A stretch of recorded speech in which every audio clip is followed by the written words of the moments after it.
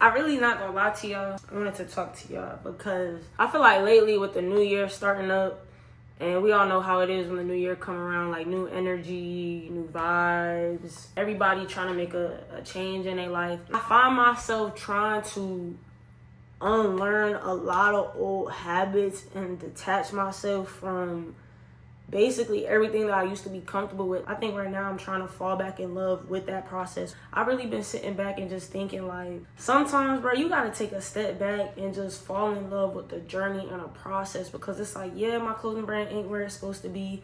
Yeah, my following ain't where I feel like it's supposed to be, but I feel like that is the beauty of the journey. Like the whole getting ready for a drop, the whole editing a video, like even starting YouTube this year. Like most people will be like, it's crazy to start a YouTube in 2026. Well, I've had my YouTube since I was in middle school. I've just been very inconsistent.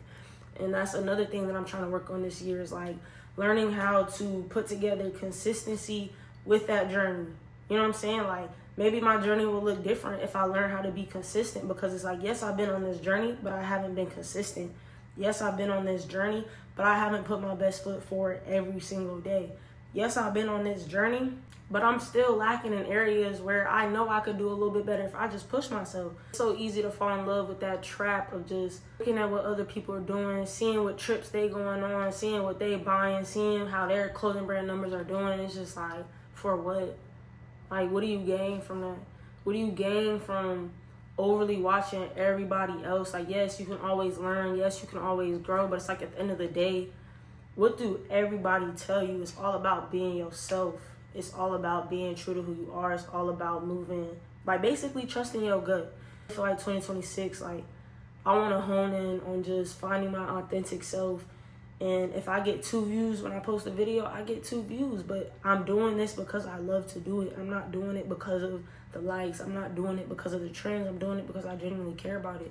And so I really just wanted to get on here and speak, because I'm like, I was editing my vlog the other day and I'm just like sitting back and I'm like, the vlogs are cool, but I've been in this loop of just my thoughts. So why not just sit here and talk to y'all about it and see if I could help anybody shift their mindset, because that's been a big energy hole for me, is just learning how to shift, learning how to be adaptable to my thoughts, my feelings, learning how to accept not everything is going to be how we want it to be.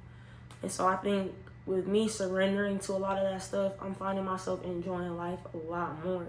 Like, don't get me wrong, it's easier said than done. It's easier to say, yeah, you're going to let go of watching what everybody else is doing. Yeah, you're going to let go of comparing. But when you genuinely catch yourself in those moments where you find yourself comparing, or you find yourself in a rut because you posted a video and you thought it should have got X amount of views and it didn't, those are the moments you have to kind of redirect your energy and be like, you know what?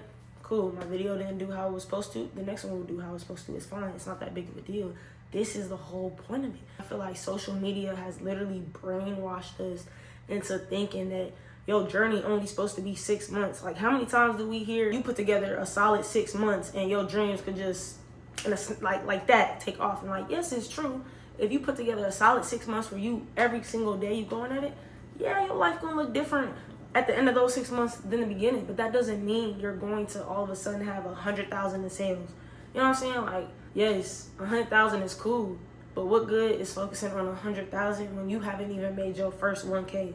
What good is focusing on a 50K drop when you ain't even made your first 500 yet? Like, we so quick, and I'm guilty of it too. We so quick to just skip over like the little milestones. Like, even with me, I had made my first 1K, and I thought I'm like, yo, like, you feel me? Because I know in my head, if you make 1K, you have the possibility to make 10K. That's the same with followers. You have 1K followers, you have the possibility to have 10,000 followers. But you can't get so caught up in that all you see is that 10K, all you see is that number.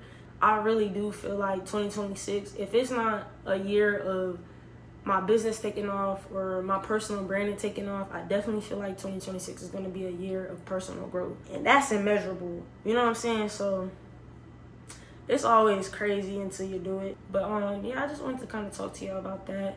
Focus on that one step ahead. Focus on that one step ahead.